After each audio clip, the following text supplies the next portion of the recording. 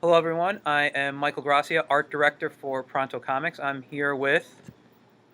Fred Hembeck. Hello. Thank you for joining us. Um, for those who are unfamiliar with Fred Hembeck, he is one of the most amazing cartoonists in my eyes. And he was actually really inspirational for me as a child. Um, and one of the reasons I do more humorous work uh, than more serious comic style work. And I'd like to just kind of start off with a couple of with some simple questions. I mean, first of all, how long have you been doing comics professionally? I believe 1977 was the first time I was published. Oh wow, Yeah, I nice. know. Oh no, I'm just I was a year old, so Oh, okay. um, so it's and do you remember what the first thing you were published in was? Yeah, it was actually a letter column in Iron Man number 112. It was I had been sending in some cartoony type letters, and Bill Mantlo liked the one I did so much that he wanted to run it. But since I used colored ink and everything, to glitz it up, he couldn't run it. So he asked me to redraw it, in black and white for publication, and that they would actually pay me for it. So, I did that, and they paid me $35. Oh wow, that's really cool. $1977 too. Um, so let me what got you into the comic industry in the sense like I assume like most people you either loved comics or just loved art in general, but what pushed you to really focus on a cartooning career? Yes, because I loved comics, because I've been reading comics since I'm about six or so. Started off with Spooky the Tough Little Ghost. Okay. A couple of years there, I just read a bunch of Harvey Comics, Dell Comics, and then about 1961, graduated to Superman. About a year later, I picked up Fantastic Four #4. That was a big change. That was just unbelievably awesome, and I just really fell in love with comics totally from that point on. And since I, was drawing, was known as a pretty good artist as a kid, thought, well, I'd like to be a cartoonist. And I did try to be a cartoonist in this standard fashion. I worked up a portfolio of traditional type artwork and took it around to the offices in 1976 after I got out of college. A few years after college, actually did not get a good reception, and but kind of bummed out. Went home and decided I was going to work up another portfolio. But while I was doing that, I felt the need to keep drawing, so I was doing all these letters and stuff in a cartoon form, which I'd never really used before. I did this because I was writing to my college roommates who I, just recently separated from, staying in touch or email. And that style just kind of kicked in, and like I said, I sent some letters to comic books as well. And then one day I decided to put together a strip, and that's how I came up with my character, because I was writing letters to my friends. Okay. And I just wound up popping them into these comic book letters and also into a strip of my character, Cartoon Fred, interviewing Spider-Man. And I sent it off to the Comics Buyer's Guide, which was the weekly, thing in those days. It was like the main focus of comics in those days. That's where you got all your news and everything. Okay. And they needed to publish stuff in there for mailing privileges, text stuff or whatever, non-advertising stuff. And they printed it, and people really liked it. And I never did finish the other portfolio. So with this style that you have, because you have a very unique style, which I'm a big fan of. How did that actually develop for you? Was that something? I mean, like, what I want to know, kind of like, what were your influences for that style in particular that geared you towards that? Well, like I said, I never really tried doing a cartoony style. I was trying to do Neil Adams, for God's sakes. I have whole sketchbooks downstairs of Green Lantern, Green Arrow, 76, and some of the Batman stuff, copied over by me. And it looks, pretty close. Yeah. I picked up some of his little habits. I could draw gritted teeth the way Neil Adams did. But then when I started doing this this humor style, I guess I kind of fell back on my love of Beetle Bailey, Mort Walker, a little bit of Don Martin there, and a little bit of Al Wiseman, who did the Dennis the Menace comics, and a lot on the Little Lulu comics, which I love very much. I think the squiggles come from either Don Martin or Dennis the Menace. I know Dennis the Menace, they have squiggles on the elbows. Yes. So, I don't know. Yeah, that's kind of, and it just kind of grew from. And I guess because I was a big fan of Ditko and Kirby and stuff, I kind of thought in my layout, in the way I draw, I thought like those guys, but I drew like the cartoony guys. I don't know. Maybe that's what happened. Okay, yeah, I'm just curious because it's interesting, and like I said, I love your style. I grew up on it. You know, when I would buy I can't remember what it was, but like, you know, I think it was like the old Marvel Age, and your strips would appear in there, and I'm like, that was like my favorite part of the book. Thank you. You know, and what it did for me was, I remember specifically remembering superheroes don't have to be so serious, Right. and that kind of steered the way that I kind of built my career. You're actually a huge inspiration, you know, for what I do. Well, that's cool. And I don't know if you remember, we actually met. Was it last year at the East Coast Comic Con? Oh, okay. And I got a couple of items from you, and they're like framed in my studio, and I just they're one of the things I look at like daily. Oh, that's really cool. Yeah. I remember too. I bought a sketch card of of Alan Scott Green Lantern, and I got had you do a commission of Dr. Fate for me. Dr. Fate? Yeah. Yeah. Okay. Yeah. That sounds familiar. Yeah. Sure. It's a lot of fun at those shows. Yes, I love that. That was actually a great show. And are you going to be at their upcoming show? The one on April 11th, I will be there. Yes, it's on Saturday though. I will not be both days. You know, okay, I'll be there both days. So I'll have to stop by your table and say hi. Please. So anyway, I was trying to think how I had a couple of questions that just passed me. I got to be honest, even though I don't see your photo, I'm a little starstruck right now. Probably easier. It's well. Let me ask you this, because you know, like I said, this isn't going to be a long interview. Yeah. For people, aspiring artists, whether they're looking, I don't want to say to develop a style, but because we talked about how yours came, and it really comes from the inspirations that you've had and what you like, and you know. But what advice would you give to an aspiring artist? I mean, well, before I even get that, you write your stuff too, right? For the most part? Large, yeah. I'm sorry, what? I say by and large, 99% of it. Once in a while I work with someone else, but hardly ever. Okay, so since you write as well and you draw, what advice would you give to someone trying to break into the industry? And I mean, I know yours is a little different than if you're somebody like Jim Lee drawing, but you know. Yeah, I don't know. My advice is to draw a lot and hope for the best. I don't know. Because everything that happened to me was all pretty much an accident, and I was in the right place at the right time. You know, and I just, a lot of happy accidents there, but it can't hurt to draw a lot. Yeah. It can't hurt to, you know, try to come up with something that you can call your own either. Yes. You know. I'm sorry, go ahead. I went the Neil Adams route, and that didn't work for me. So, you know. Okay. All right. Go the wrong way, as Fleetwood Mac once said. Because one thing I noticed, and I actually am connected with you through Facebook. Sure. I noticed one thing you do. When you're telling people to draw a lot, you post like daily a lot of artwork.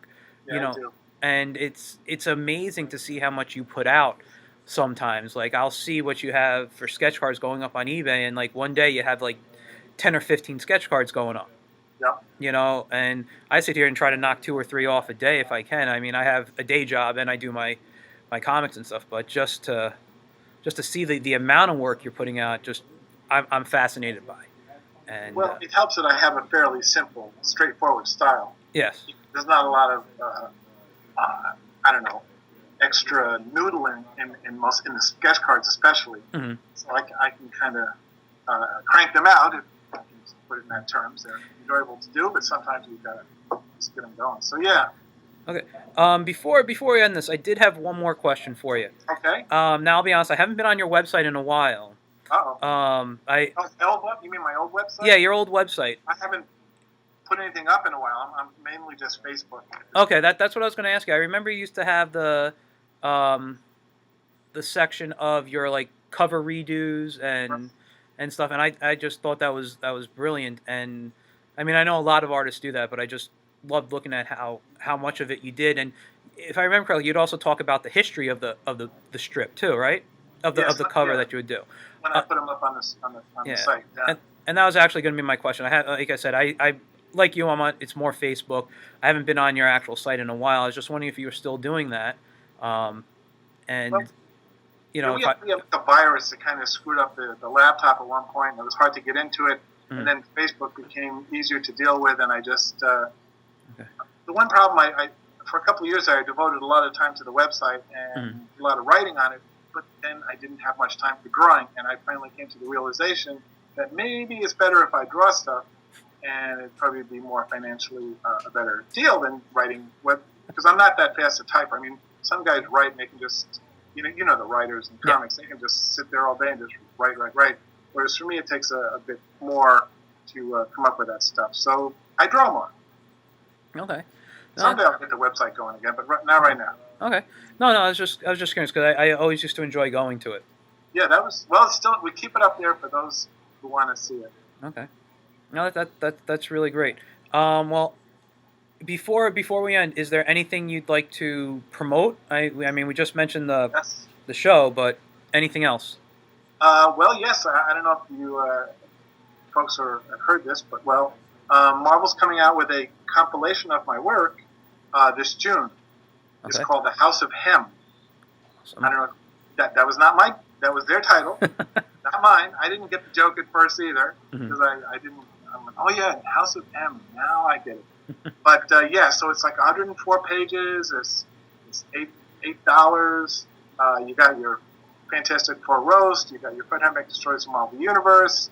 You got a 10-page Spider-Man story I did about 5 years ago that was only ever seen the light of day on their Marvel digital site. So I really thought, I was very proud of that story. And I was always upset that no one ever really saw it. Well, somebody saw it, but hardly anybody. But now it's on paper. And there's a 5-page Hulk story and some Marvel Age stuff. So and I did a new cover. And if I hadn't, if I'd been able to, be visual here with you, I was going to hold the cover up and show it to you. But what the heck, the original anything. But the color one, the actual, it's floating around out there. But it's going to come out in June, and I would love people to buy it, and that would be great. And then the month after, that actually led to Marvel enlisting me to do 10 variant covers. Okay. For books that are coming out in July, and I'm like a Groot cover and a Hawkeye, and I got 2 of those done. I got the rest to do. So yeah, looks like me and Marvel are back together, which is not a bad place to be. Yeah, that's great. That's great. Well, I want to thank you for joining us. I'm sorry we couldn't do video, but it was great talking with you. Yeah, I'm sorry about that too. It's okay. It happens. There's always computer glitches. Don't worry about it. Like I said, we'll post your some of your artwork and your photo up there. Yeah, that'd be cool. And as soon as this goes up online, I'll make sure to contact you and send you a link to it. And how's your event going? So far, so good. I haven't checked in with the other store in a while. That's in New York City. We're using Carmine Street Comics. That's on Carmine Streets in the city. And we're at the Spider's Web right now in Yonkers.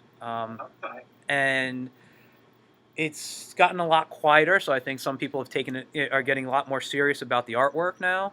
I mean, the team here spent a good, I'd say 2.5 hours really plotting the story. And they even extended out their page count here from, they were supposed to do 20 pages plus cover to now they're doing a 24-page book plus cover. So they've just given them a lot more work. But the last I looked at it, things were going really good. I'm going to check in with the Carmine store in a little bit. And then probably the next time will be in the morning. It sounds like a really fun thing. Oh yeah, it's great. I really hope I hope this can become an annual event for us. Yep. I never did that. Years ago, I thought about it, but I never quite tried to do a whole comic in one day. Yeah, well, they have the one, I think, what is it? Scott McCloud started. That usually happens, I think, in October. Yeah. And I tried once and I didn't make it. But this Yeah. one here, I thought was, it's a little different what we're doing than what Scott's idea was, and I think it's really going to help a lot because Pronto's really about helping aspiring writers and artists learn to publish. That's what we are. We're a nonprofit company that helps people publish. As the art director, the artists work with me. We have editors, the writers work with, but we all end up working together, and we put on some great events. Like we have one we call Phrases to Pages, where we do 2 rounds. Each round is 45 minutes. They get a phrase that could be like a tagline from a movie, and it's one writer, one artist, and 45 minutes to create a comic page. Wow. So Yeah. it's tough, it's challenging, but the winners we do that. Each round gets 3 winners, and those 3 winners in each round get published in a Phrases to Pages book that we do. Yep. The winners in this event, there's really no loser in this event here because we got 2 teams, 2 stores. The winning team will get, in the sense, first place will get published in both print and digital, whereas the second place team only gets published digital. So everyone's going to get published. Everyone's going to get their work out. We have 2 great writers, working with us, and we have on each team 3 phenomenal artists. We had a kind of a submissions thing. We just didn't, and we picked the ones that we thought would be able to handle a 24-hour time frame. Right. And I think we picked very well based on what I've seen so far here and what I've talked to at the other store. And I think at the end of the day, this is going to be an amazing event. We'll announce the winner next week, and and then hopefully within the next month to 2 months, the book will be out. Wow, that's amazing. Yeah, that is good. Yeah. Well, thank you. Yeah, well, it's good that you guys are. You're in a good position where you're encouraging people, helping them along. That's the kind of thing I had nothing. That wasn't going on back in those days. I mean, I graduated college the year the Kubert School opened, and I'm thinking, oh man, I can't go back. I just did 4 years. I'm like, why didn't they open this? Yeah, we actually have a Kubert grad is one of the contestants here. Yeah. Yeah. Wow. So. That would have been great. I would have loved to have done that. Yeah. So you guys, it's so expanding. There's so many people who draw so well. Yeah. It's shocking and scary, and it humbles me. There you go. But I got the squiggles, and that's. Yes. And you know what? I'm head above water somehow. I'll be first in line to get your book in June. So. Okay. All right. I'll pre-order it tomorrow, actually, because the owner has left for the night of the store, and we have other employees working. Okay, So. It'll be in previews next month. Okay, I'll let him know. That's what I've been told. So Okay. we'll look for that. I'll definitely be looking out for it, and I'll make sure to stop by and see you at the next East Coast in April. Yep. Okay, well, thank you very much, and I'll see you in April. Thank you, Michael. I appreciate the interest, and good luck with everything that's going on there. Give everybody my best wishes. I will. Thank you very much. Bye-bye. Bye.